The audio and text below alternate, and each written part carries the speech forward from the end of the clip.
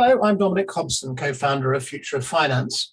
My guest today is Heslin Kim, Chief Strategy Officer and co-founder of SupraOracles, a business founded on the belief that blockchain cannot fulfill its full potential without making serious technical progress in three areas: smart contracts, oracles, and security. Heslin, thanks for joining us. Yeah, thanks so much, Dominic. I love the Future of Finance podcast and been listening quite avidly to everything that's been coming out, and glad to be here again. Well, it's great to have you. I thought we'd begin at the risk of repeating what I've just said and ask you to state in your own words, what were the problems that SupraOracles was set up to solve? Right. So typically, over the last several years, there's been a disjunct between Web3 environments, blockchain environments, and Web 2 in general, specifically traditional finance. Blockchains themselves are isolated ecosystems, so they're unable to communicate with the outside world. It means that if there are any instances of, let's say, credit scores or something like sports data or even prices of random derivatives or equities, that kind of information cannot enter a blockchain. And to do so, you need an oracle to actually port that data from any kind of real world API into a blockchain environment. We call those off-chain situations in the real world and on-chain situations into Web3. So what we're doing at SupraOracles is really trying to solve, we built something that's more high security, it's very high throughput, high transaction volume, a very low cost oracle with strong API connectivity and availability, so that we can do real-time calls in a blockchain Web3 environment that's porting out to Web 2 and bringing that back on chain. Now, describing the problem as you've just done very articulately is one thing. There's lots of very smart people working on exactly these same problems. What particular knowledge, what particular experience, and above all, what engineering skills did you and your colleagues bring to the resolution of these problems? So I'm a developer, but just a business developer. So I stick to my strong suit when I'm leaning into the growth and acceleration of the company. But we have a fantastic R&D team, really deep academia, very seminal pieces that they've all written that have affected crypto over the last decade or so. So specifically, we have Dr. Aniket Kate, Anikет, last name Kate, Kate. And Dr. Aniket Kate is famous for two papers. One paper is called Distributed Key Generation in the Wild, that's circa 2010. That was where the original architecture was based off of. And then another paper in 2012 called Constant Sized Commitments to Polynomials and Their Applications. Now, those two papers are very interesting from a legacy perspective of the growth of blockchain and crypto and mainstream adoption. The reason being is that the polynomial commitments that Dr. Kate had envisioned had led to the growth of ZK snarks, ZK proof systems, and just to wrap it up at high level, privacy transactions. And so Dr. Kate's work is some of the foundational pieces and elements for privacy transactions moving forward, which are obviously an incredibly useful and necessary function for any kind of adoption from TradFi that would be interested in Web3. Along with that, Dr. Kate's work also led to scaling techniques and optimizations for Ethereum 2.0. So the ability from Ethereum 2.0 to shift from proof of work to proof of stake, and then claim that they're going to be able to get, currently they're sitting around 13 transactions per second, and they're looking to scale upwards of around 100,000 or so. These techniques that they're using are all predicated on Dr. Kate's work. And so Dr. Kate has originally joined us as an advisor, and he's now full-time as our chief research officer. So there's deep academia involved. We've got another team of around 10, 11 PhDs who have long-standing backgrounds in cryptography, SMPC, which is a type of hot wallet servicing, and many other in-depth, arenas that really help shape the crypto environment. So from our perspective, it's really important that everything's rooted initially in that research side of things, so that theoretically the consensus algorithm, the structure of the actual oracles, and we're actually doing bridges as well, and all of these various components is academically rooted to push things forward, to solidify any kind of potential hypotheses or theories about why things could fail, run simulations ad hominem, where we're pushing out. I think we've done around 1,500 simulations to date, with quite low specs for compute power and processing, to really drive home what real world environments would look like.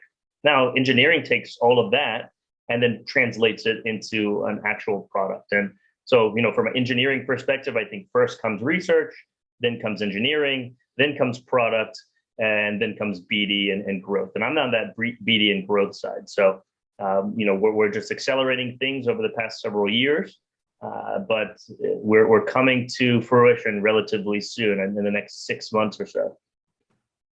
As you've been looking at this over the last 4 years, these off-chain sources, these oracle sources, not just prices, but all sorts of bits of information which can feed various, protocols in DeFi, for example, might cover sport or politics or the weather or anything. What have you actually learned about the quality of those oracles? And I'm thinking here of, there must be huge variations in the quality of the data, the reliability of the data. Do you get involved in that, or is it all just about actually making that process more secure, more private and faster? Or do you actually start to think about, what is this data actually worth? How reliable is it? Yeah, I mean, from a big data perspective, there's always been this element over the last 4 or 5 years of considering what types of data are going to be in mainstream consumption across the Web3 environment in general. So, we've been open to exploring what sports data could look like being brought on chain, because there's a very large market out there for sports betting, prediction betting, and some sorts of sports gambling and these types of things. So that market's an interesting market to look at. While in many countries it's heavily regulated already, there are areas where it's an open playing field, and the same goes for things like online poker and these type of institutions. But I think from what we've gathered over the last 4 or 5 years, there is an open environment where it's really a playground, a sandbox, to see within the Web3 ecosystem what's really going to generate the most interest from developers who are seeing mainstream adoption from users as quickly as possible. And it's been very low-hanging fruit, specifically rooted towards cryptocurrency pricing feeds, but also we've got, we sent out a survey to around 200 plus co-founders, CTOs, and senior developers across the ecosystem, and asked them, what type of data feeds would you require, and what type of data feeds would you, if you had a wish list, what would you ask for? And we found that crypto data feeds are obviously number one, but second to that was, interestingly enough, Forex prices. Third was commodities, fourth was equities, and fifth spun off into things like sports data feeds, weather data, NFT appraisals, things like that. So I think it's an interesting model to see what the wish list could be, because when you dive and you start to work on those long tail assets, it starts to open up the potential development arena that new Web3 participants can start to work on new projects, right? Because Web3 really is this sandbox opportunity. So what kinds of things would they build if they had access to further Forex data, if they had access to sports data and weather data and equities feeds? What type of products are there not out now that could be out in the future? And I think a really interesting spin-off of that, and how that could stimulate your mind. Andre Kronig built out a platform called Yearn Finance. And that's essentially how DeFi, or decentralized finance in general, really gained mainstream momentum, especially within the Web3 environment first. But now it's carrying over into TradFi and the Web2 environment as well. It's amazing that a single developer with an idea and concept for a yield generating platform in a Web3 environment, using oracles and using native layer 1 technology and these smart contracts, could create an environment that generates multi-billion dollars, just off a single platform that him and a few other developers built. And then that's garnered and led to the momentum and massive wave of adoption of DeFi across many different platforms, many different iterations and clones and benchmarks of that original design that have led into things that are now being utilized by major financial institutions. So, for instance, just to give a bit of social proofing on how DeFi is now moving into mainstream, there's a project in Singapore led by the Monetary Authority of Singapore called Project Guardian.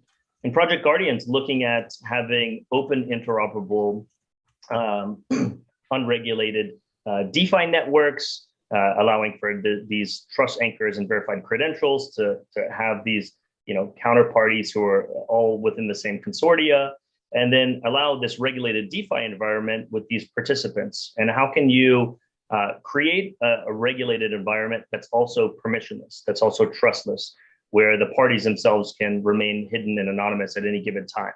And how does this framework eventually move into something where legislators feel comfortable with it and that is adopted by larger institutions?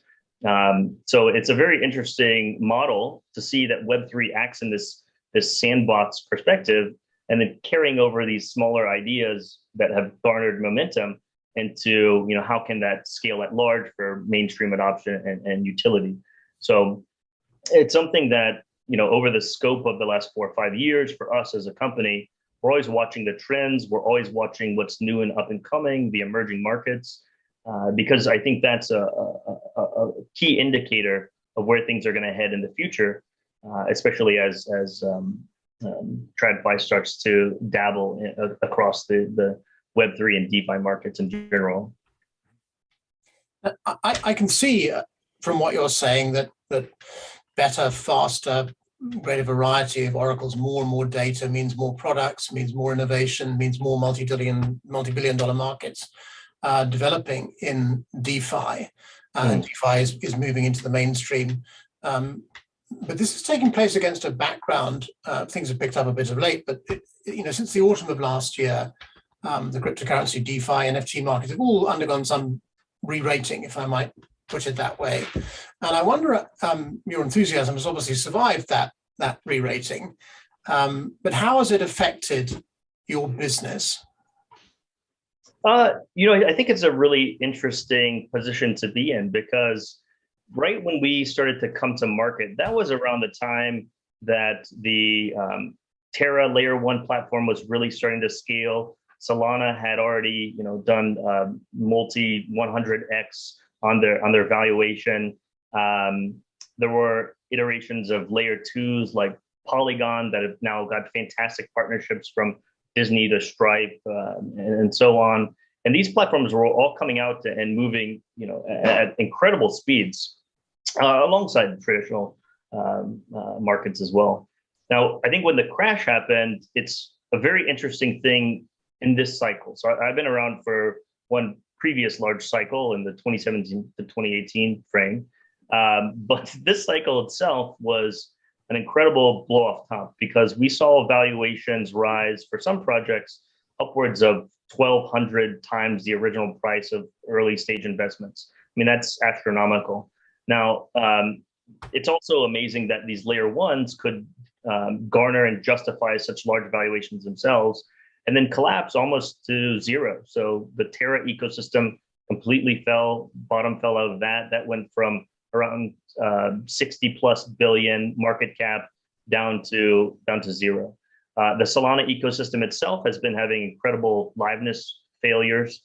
They've gone down about 7 times over the last 8-9 months. And if you're looking for a layer 1 backbone that's essentially a layer one is essentially your operating system or your data center, right? If your data center goes down 8, 9 times for extended periods, but you're also relying on this data center to process your transactions, your payments, any type of information like that, your trades.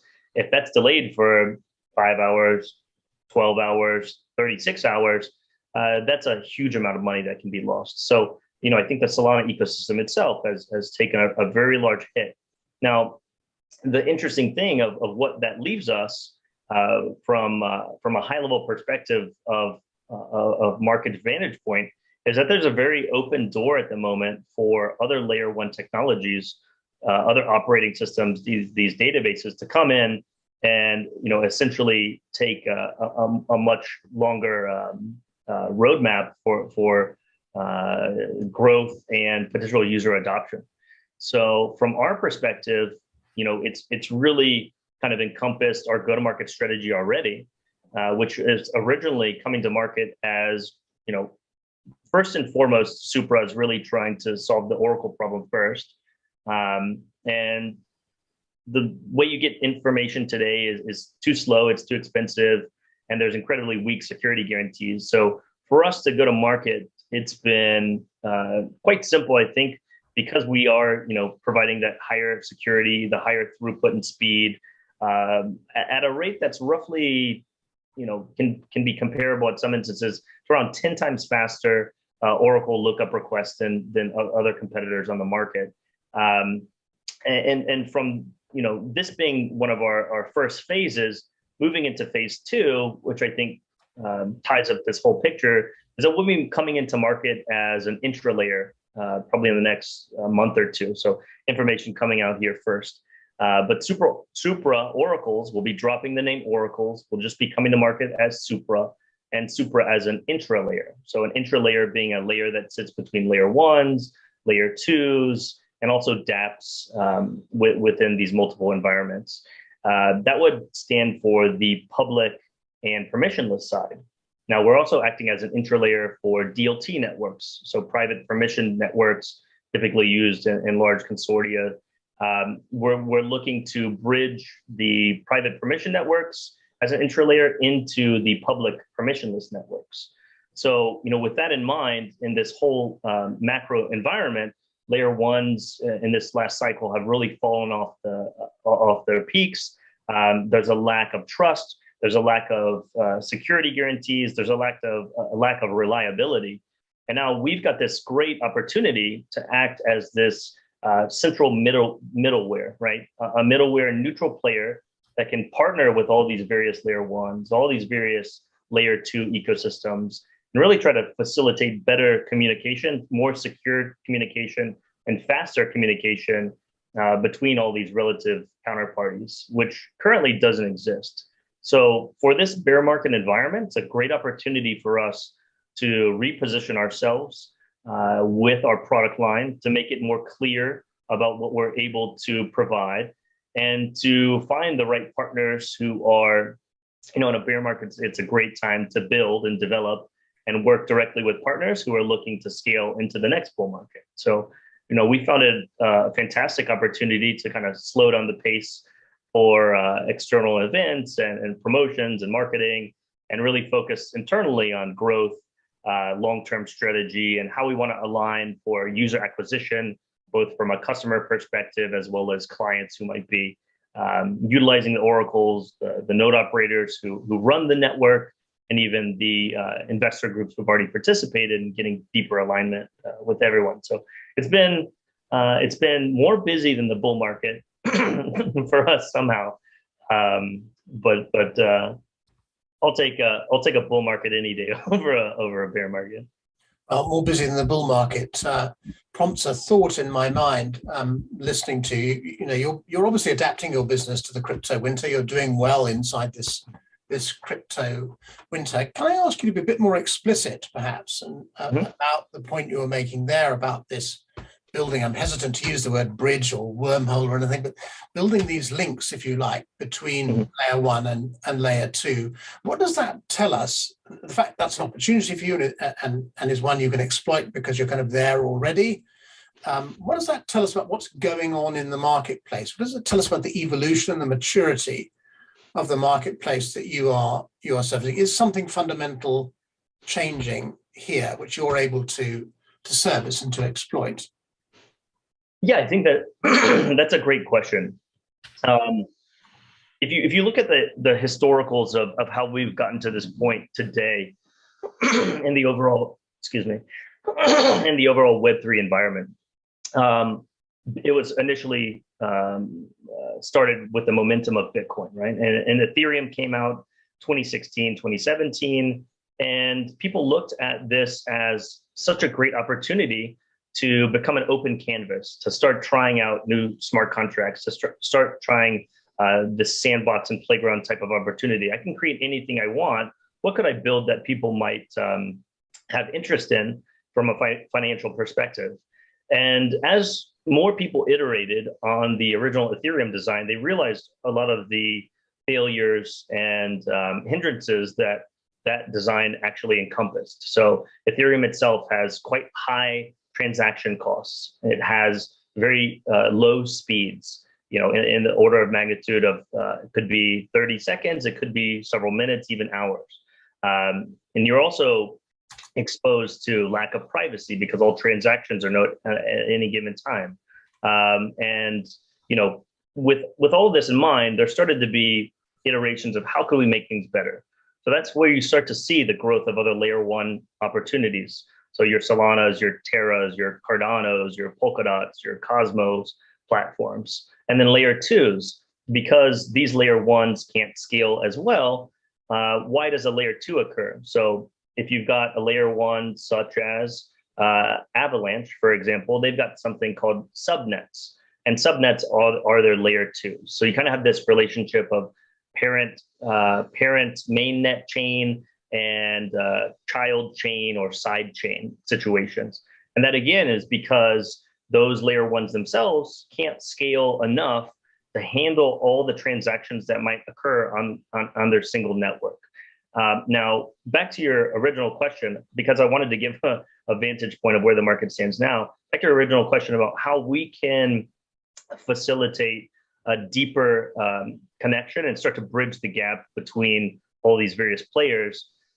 We've realized over the last 4 or 5 years that there's always this discussion of interoperability. And interoperability in our terminology, it means how can you connect these various layer one ecosystems where there's a huge amount of liquidity and value locked in various ones. So for instance, on the Polygon ecosystem, I think their total value across the ecosystem is around 7 billion. In the Avalanche ecosystem, it's sitting around 6.5 billion. The Ethereum ecosystem itself is, upwards of, at some points, was around 100 billion. Solana as well, around 60 billion or so, and Terra also. And now, if there was a way that you could start merging these ecosystems together, you can compile a much larger pool of liquidity and access points. And that's really what we're trying to do from a perspective of where we're coming with Supra's business solution. So, step one for us was always to look at what's the business angle and solution that we have here.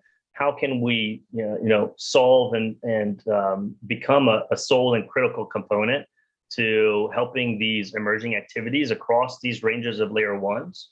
And so the Oracle is one of the most in demand and necessary components, because the layer ones can't communicate to themselves either, right? These are isolated, deterministic systems. You have to be able to pull that data from somewhere else to bring it into that layer one. And that exists for layer ones across the entire Web3 environment. Polkadot can't communicate with Cardano, and Phantom can't communicate with Casper Labs. So you've got all this disjunct liquidity everywhere. So from an Oracle side, now we can start to bring data about transaction history, about certain types of smart contracts that have occurred, and port it from one chain to the other, right? Now we're starting to be able to bridge a bit more communication, which can impact total amount of liquidity and also total amount of user base, right? So from this step 2 growth perspective, we're seeing massive growth across all of DeFi, distribution of projects across multiple layer ones. And it's starting to necessitate the ability for cross-chain swaps and cross-chain data communication. So at Supra, we're trying to act as an intermediary, essentially a multilateral clearing and settlement layer across all these various layer ones. We are, very well positioned for this because of our native oracles that we've already built in, because of native cross-chain bridges that we've already built in. And, we're essentially building something that is vertically integrated as an entire package. Typically within a layer 1 ecosystem, you launch the layer 1, there are third-party developers that come and build on top. You're using other protocols, you're using other tokens or gas fees, and it starts to become this layered effect where, now you're paying Ethereum fees, now you're paying Chainlink fees, now you're paying cross-chain bridge gas fees to go from Ethereum to Solana. And in our environment, we're trying to wrap it all up into this vertically integrated package so we can speak, communicate, transfer with one another in one single environment that really mitigates costs, increase efficiency, increases speed, thanks to our consensus algorithm that's backed by these scholars who have put out something that's essentially in today's market. One could say it's a breakthrough as far as blockchain and the trilemma that's out there as far as security, decentralization, and performance. So we're trying to solve for that, and I think we have. We've brought something to the market that really provides cohesiveness across these multiple ecosystems. Can you put some numbers on that performance point? So I'm speaking here of speed and scalability, which you've touched on a number of times in your remarks. What are you mentioned Ethereum doing 13 transactions a second, for example, not very fast. You've talked about Oracle data speeds and so on. Can you be more explicit in terms of what sort of speeds, and speed and scalability are different facets of the same thing, obviously, but can you put some numbers on it and give people a flavor of where you've got to in solving those pretty fundamental performance issue, which still dogs blockchain? Right. And I'll start off with the blockchain consensus that backs this entire protocol, the fundamental backbone of Supra. And that's been in research and development since roughly 2017. We're now in August of 2022. So it's been a long running time to actually dive into this research and really flesh out every fine point and every critique that could come towards this consensus mechanism and how to refine it and sharpen it and make sure that it's speaking towards any kind of security guarantee, vulnerability, and overall auditing to make sure it's spotless. Now, typically when blockchains get launched, they start with a white paper. It takes 4 years, and then they come to market after that. We're the opposite approach, 4 years of research, and then come to market with the product is when we come out of stealth. And so, the question on benchmark and specific numbers. So what we've done from a layer 1 perspective, we've created something that the TPS and finality is a breakthrough technology. So on the total transactions per second, we're pushing out on average around 200,000 transactions per second. In a peak environment, we've hit 526,000 transactions per second. Now, those are fantastic numbers, but how did we get there? So we've run, as I mentioned, around 1,500 simulations.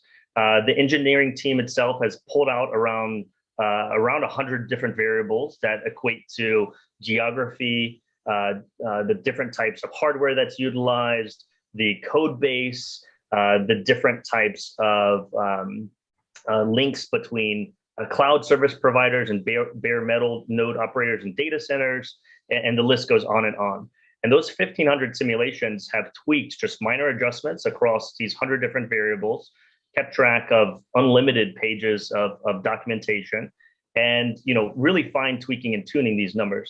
So I remember when we first started some of the earliest stage testnet simulations, the goal was as a benchmark to surpass Solana's claim of 60,000 TPS, right? And that was kind of an industry standard at the time for best practices and what could be achieved. We hit that in about a month and a half. And from around that same time, we started to hear word on the street about Diem's blockchain, Facebook, Diem, Meta, and what they were building. And they had built out a protocol that's based on something, a consensus called Hot Stuff. And Hot Stuff was achieving numbers around 100 to 120,000 transactions per second. Now that's a 2x jump from what Solana was achieving, which is already a 20, 30,000 jump from what Ethereum had. So major advancements in the scalability of this technology. When we heard about the Aptos and Mistin Labs Sweet teams, we really wanted to look into some of the construction and design, and they've pulled off some amazing things. And our R&D team is very competitive, and they want to put out best of best and world class layer one infrastructure. So they dove even deeper into refining all of these points, and now we've gotten to a stage where on 1/5 of our network, the numbers I told you are only on 1/5 of our network deployment off of 500 nodes, 22 globally distributed regions, a 16-core MacBook Pro, essentially, 32 gigabytes RAM, 1 terabyte storage, and 1 gigabyte internet speed. So it's relatively low, right? It's not any kind of major database. It's not a $40,000 unit. If you're using IBM Hyperledger, you might be paying $250,000 for a single database silo. Our network can be run off high-end MacBook Pros is basically what we're trying to throttle for. And we're still achieving these kind of metrics, which are an order of magnitude greater than anything that's on market now. If I just benchmark even further into CBDCs, the US proposal for the central bank-backed digital currency market, they're proposing that the world's reserve currency could run off of 1.7 million transactions per second. So the Visa network itself, has an average around 25,000. I think they can go up to 50,000 transactions per second. Other credit card companies are around the same. Now, we're hitting upwards of 200,000 average transactions per second, 526,000 peak on 1/5 of our network deployment. There's a potential that infrastructure in Web3 in a decentralized state could eventually accommodate the necessity for a world's reserve currency, whatever it may be, US dollar, or we don't need to get in that conversation, but it's an interesting model to know that from a trustless perspective, from a decentralized perspective, there could be the possibility that from a performance angle, you could accommodate something at that scale. And that's what we've done here at Supra. The layer one itself is over 100 times more throughput per second than a layer one like Avalanche. And our finality, which is when a transaction actually settles on the ledger, is around 2.5 seconds. The team's trying to go under 2 seconds, even potentially under 1 second by the time we reach mainnet. And from a central understanding of that layer one and the blockchain consensus, that really scales into helping the oracles, the random number generation, the parallel processing that we have.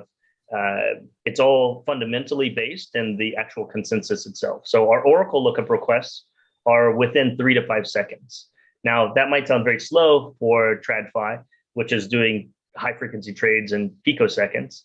But in the blockchain world, your next best alternative is Chainlink, which is getting, on Binance Smart Chain around 30-second refresh rates, on Avalanche around 45-second refresh rates, and on Ethereum it could be several minutes, up to 4 or 5 minutes. They only update their feeds on 5% swings in either direction.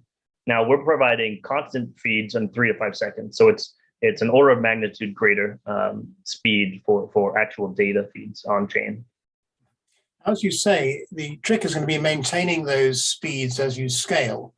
And you've talked a little bit about payments markets, about FX markets, which have very high transaction volumes just in domestic markets, let alone across borders as well. But what about the securities markets, the fund markets, bond markets? I forget the transaction volume figures you get, but these are large markets, like the global bond markets, 120 trillion, global equity markets more than even after the recent decline in prices is probably worth north of 100 trillion. So these are massive opportunities for this decentralized Web3 transaction processing technology, if you like. Are these things that you're looking at now beyond payments, beyond FX? It's definitely in the pipeline.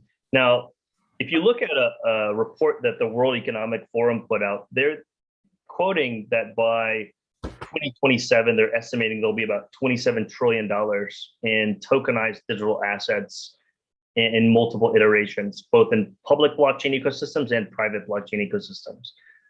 That's a massive number compared to what we have in just crypto Web3 right now, which is sitting around 2 trillion total market cap.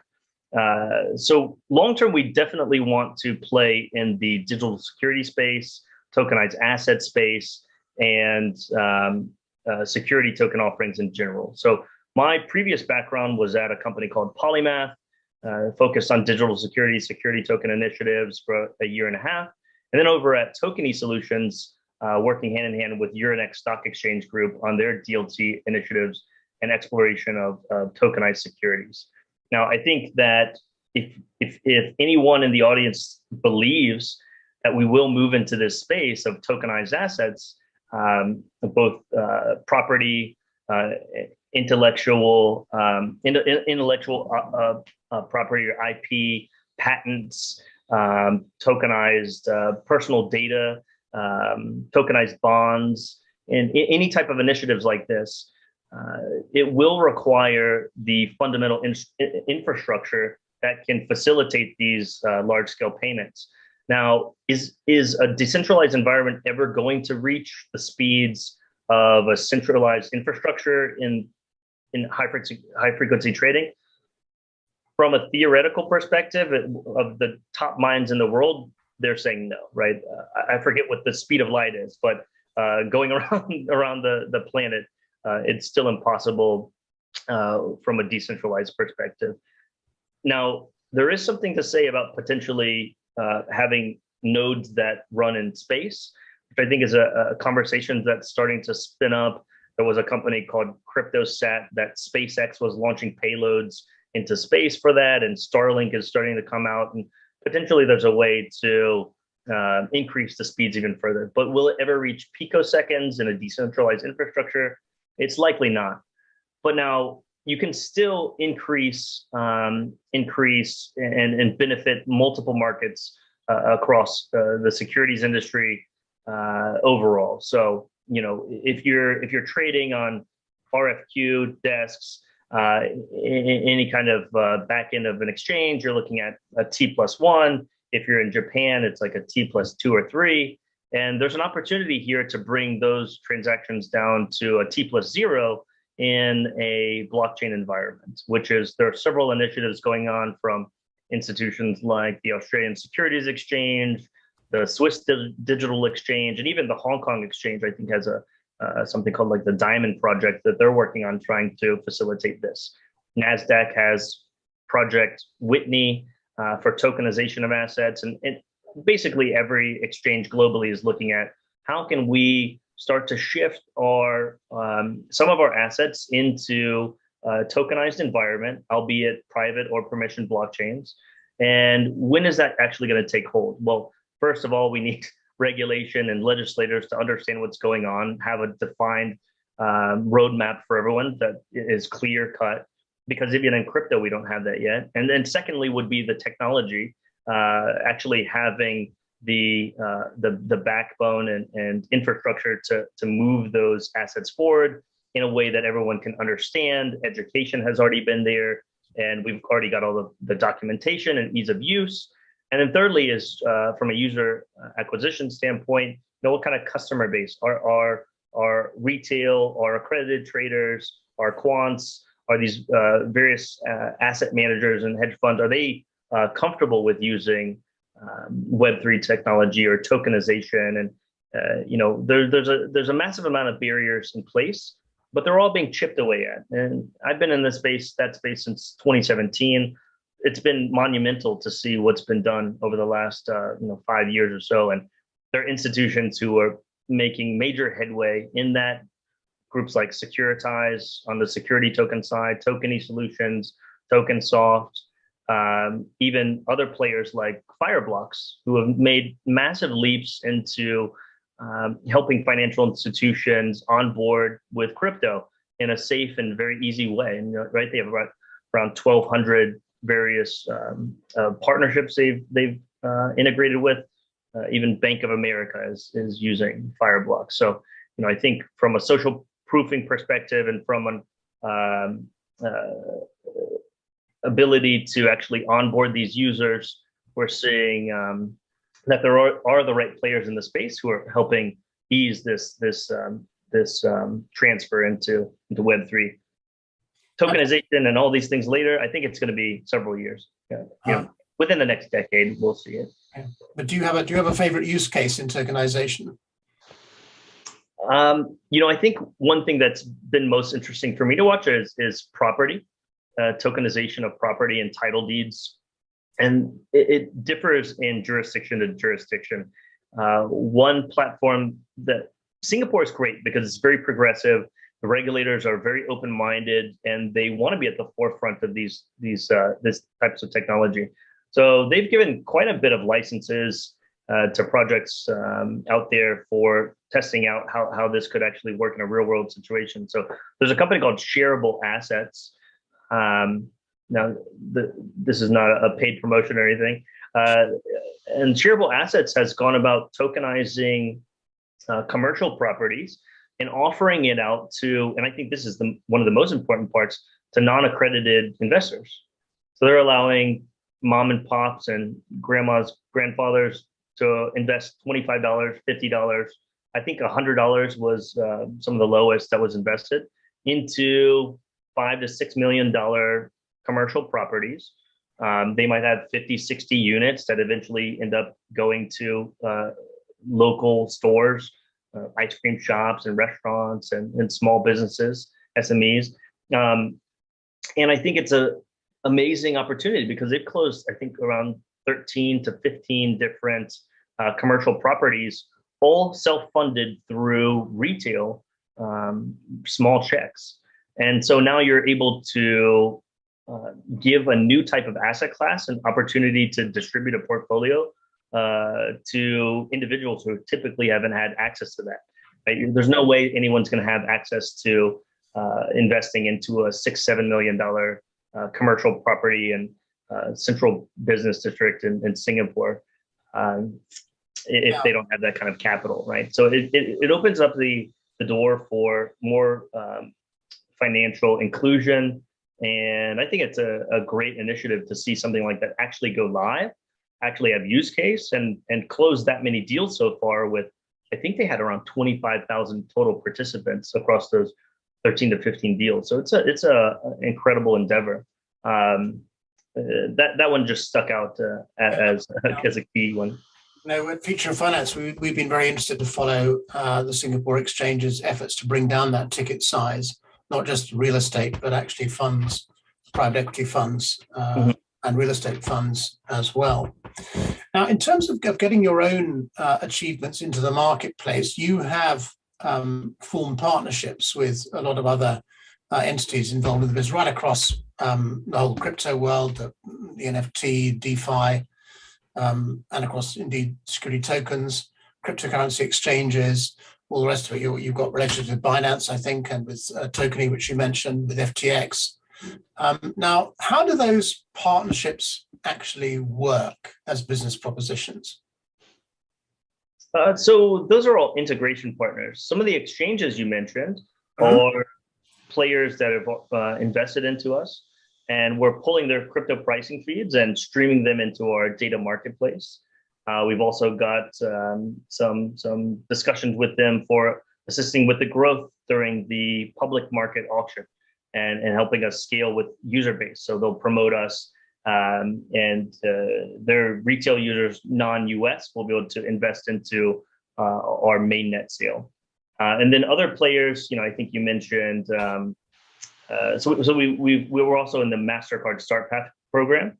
And so with relationships like MasterCard, we've been entered into both cohort 1 and cohort 2 of the MasterCard Start Path program. They've got some incredible initiatives, trying to dive into how they can involve themselves in the NFT markets and crypto and blockchain and even the Oracle side of things. So, without going into too much detail because of NDAs, let's say, for example, there's an environment where you want to have regulated DeFi, and you've got players like Smave, for example, would be a random borrowing lending application. Now they're using another wallet called IceBlocks, and imagine that this environment is allowing major institutions to mitigate counterparty risk in this closed off ecosystem. So if player A, if user A wanted to borrow $1.5 billion from user C at X% interest over this amount of time, they would be able to do so all within this closed ecosystem. Now, if you started to introduce non-regulated entities or non-accredited entities, but still verified credentials, let's say accredited investors across multiple jurisdictions that have smaller check sizes but are still verified, the interesting thing is that you can then embed decentralized identities as well as credit scores. So let's say there's a major credit card provider who has access to 300 to 400 million users credit score database. They want to take that data, embed it into a wallet, and then allow accredited investors to participate with massive institutions to start doing lending in pool type of situations. Let's say that user A wants to borrow $100 million. There's no counterparty on the other side that has a full 100 million that they're lending. Now you can take from accredited investors a pool of 100,000 individuals doing $1,000 each, and then you can lend that out to that institution. And so now, again, you're democratizing and allowing smaller check sizes for these players who are typically not able to get involved in these type of situations, but you're allowing them the access point to, start interacting with global financial markets. So it doesn't have to be always institution to institution. Now you're allowing accredited investors across the space to do borrowing lending applications with major financial institutions across a widespread pool. So, without naming any names, there are these types of scenarios that are going on, and I think it's a really interesting space to see how they can. Again, it's this playground sandbox type of arena to really try out these different types of opportunities. So, the partnerships in general that we have are really about proof of concept and moving forward with new ideas. We work heavily with innovation team, with strategy team and growth team, product, about what types of things are those teams looking to move forward with, and how can we facilitate that over at Supra. That could be from any one of these borrowing lending applications to NFTs that might sit in platforms like social media platforms, TikTok or Instagram, things like this. It could range all the way to supply chain dynamics. We worked with Walmart China on supply chain initiatives, or publicly listed companies in Taiwan for IoT blockchains. So, it really stretches across the gambit. When you have a layer one backbone consensus, and then you also have native oracles and cross-chain bridges, the user demographic and user base or typical client persona, it's spread all a massive number of different opportunities. So we've got a lot going on. Just to be clear on a narrow point, your services work across all these smart contract protocols, across Ethereum, Cardano, Solana, Polkadot, all these things. It works across all of them, right? So when we go to market initially, we'll work across all the EVM chains, the Ethereum virtual machine chains. So that's Ethereum, Binance Smart Chain, Avalanche, Polygon, Arbitrum, Optimism, and several others. And then we'll also be servicing as a priority the Aptos and Sui chains, all of the Facebook derivatives. From there, we'll start scaling into other smaller layer ones and layer twos. We'll provide our APIs, and it's a very simple access point. For any senior developer with 1 or 2 years under their belt, they should be able to implement our Oracle pricing data feeds and pull that within about an hour. So all the major smart contract protocols, you can help them. Yes, that's what I'm saying. Yeah. Okay. Now, one reason I asked you about partnerships is because I'm kind of interested in the ways in which collaboration can increase progress here. And if I made some grand sweeping statement like we're in the beginnings of a slow transition from Web 2.0 to Web 3.0, that is a very sweeping statement. We've talked a lot in this conversation as if everything depends, until we got to partnerships, everything depends upon entrepreneurs, innovators doing things to make things faster, more scalable. And it prompts me to ask you, is there something you think that you're doing partnerships, that's a form of collaboration, is there something that regulators could do in this area? And I'll give you an idea of, and maybe this is not necessarily regulatory, but could be a collaborative project. Would something like data standards, the imposition of data standards that could be agreed among all the players, actually help to solve that Oracle data speed issue? So what can regulators do? What can this industry learn from TradFi about how to make things easier and faster through collaboration, through regulatory harmonization? I think that's a great question. It needs to happen. I'm not a full proponent of anarchist crypto where everyone hides their identities and nothing's ever exposed. There needs to be some sort of counterparty risk involved with anything. So, that's why verified credentials and trust anchors are so important.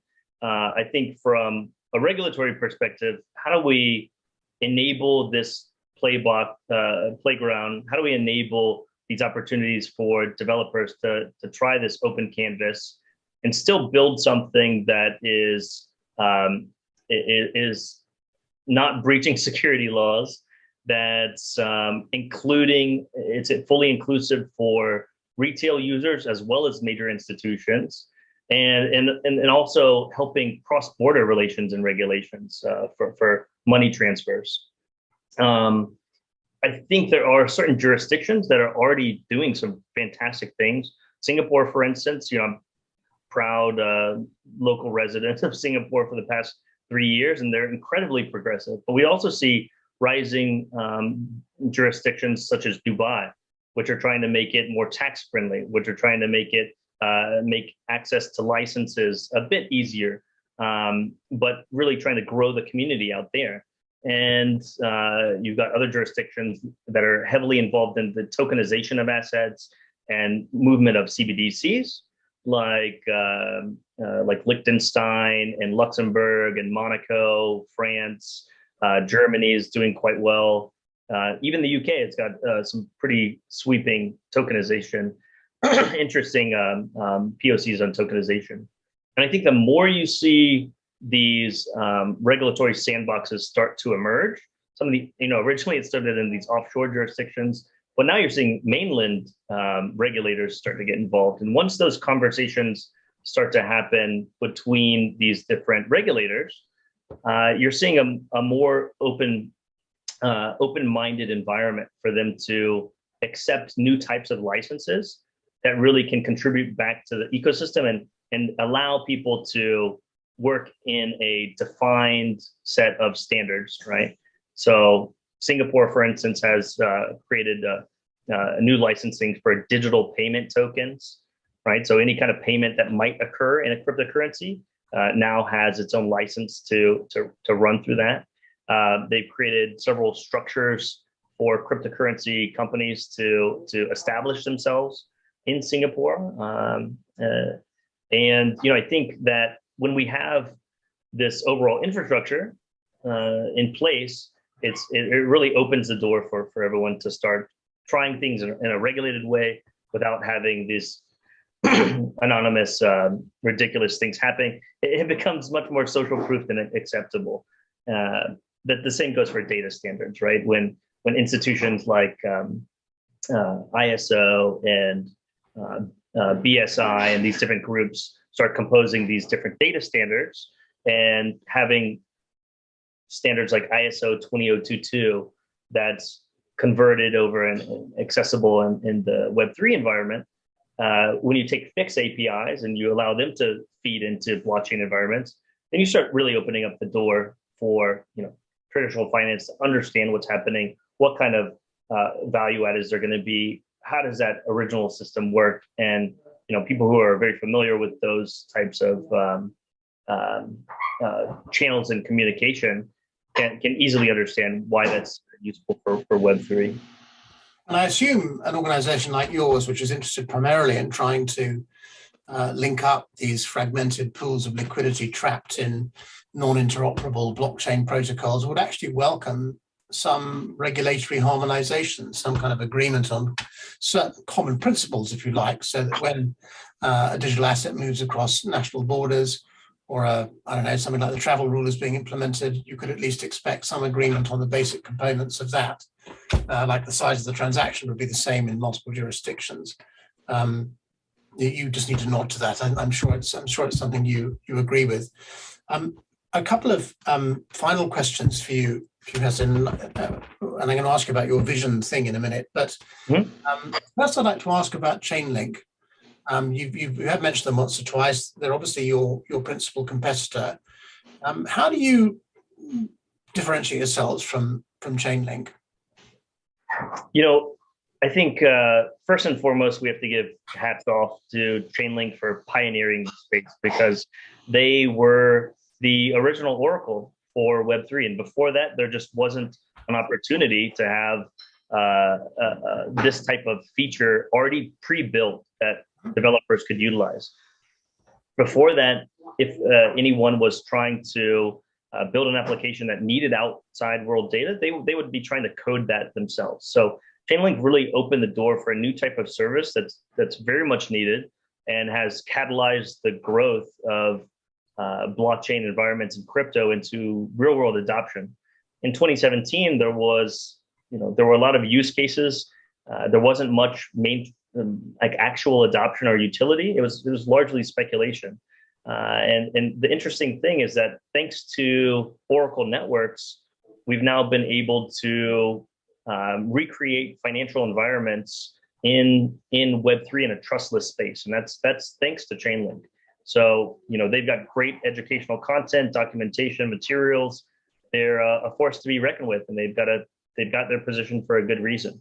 The good thing about coming in later, though, is that you can see discrepancies and faults and smaller things that might have been missed along the way. When you're an organization of that magnitude, you can't focus on everything.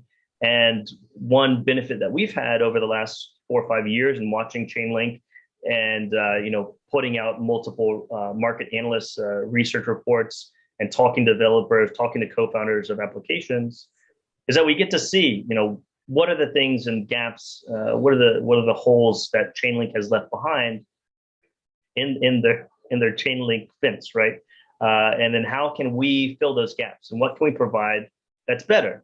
And just to put it very simply, and I think I've got it up over here, we've got better security, better speed, better finality, and I think it's about time that we have that on market. So as I mentioned from some of the benchmark numbers before, on BNB chain, our analysts were testing out Chainlink refresh rates 30 seconds. On Avalanche, it was around 45 seconds, and on Ethereum, it was around a minute, 30 seconds. We were pulling in refresh rates for data feeds at 3 to 5 seconds.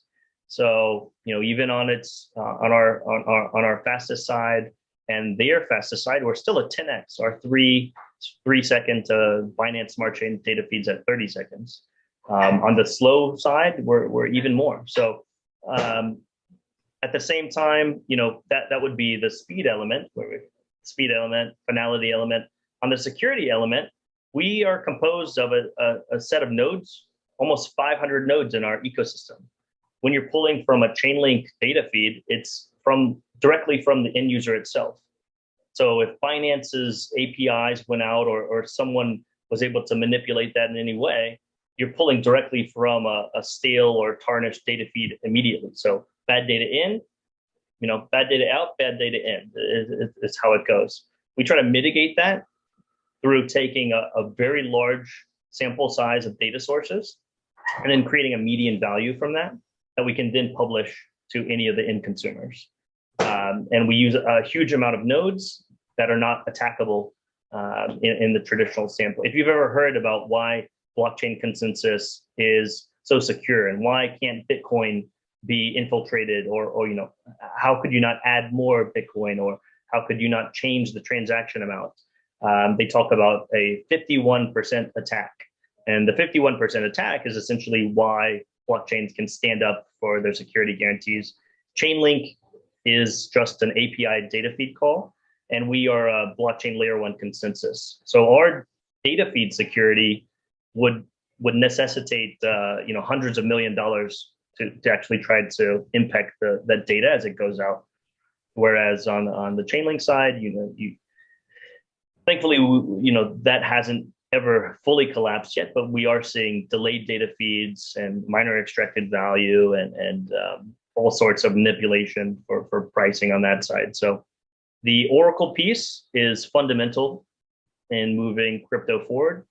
It's fundamental in helping financial institutions get involved in crypto and also to monetize it, right? So hopefully we're providing those better services that can ease access points, make it more efficient, and from a cost perspective, we're trying to lower the barrier to entry.